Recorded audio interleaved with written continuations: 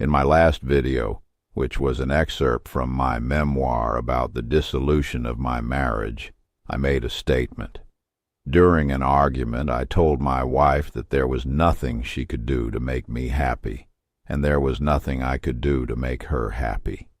I said we had the cart before the horse, meaning that if happiness is present, the mind will find ways to keep you in that state. Now, I know that sounds a bit woo-woo, but there is empirical evidence to support what I'm saying. Psychology suggests that the brain is not designed to make you happy or sad. Its sole purpose is survival. The first thing to develop from the zygote is the brain, which immediately forms neural networks called schemas or schemata. These neural networks, or schemata, take their cues from the environment. This process continues throughout your life and creates all of your biases, including commitment bias and over 100 others. Your belief system is formed here. Now let's talk about the woo-woo part.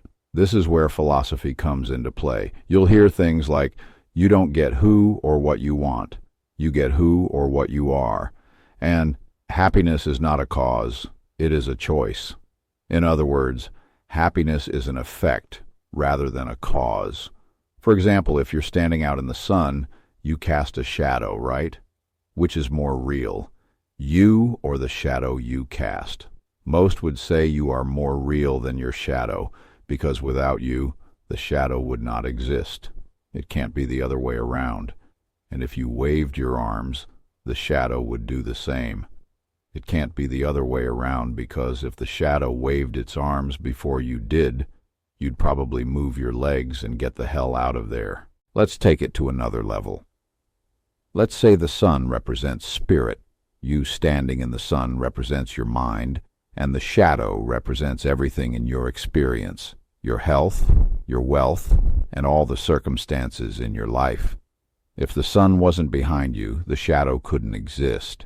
So that would mean you and the sun are co-creators of your shadow, your health, wealth, and circumstances.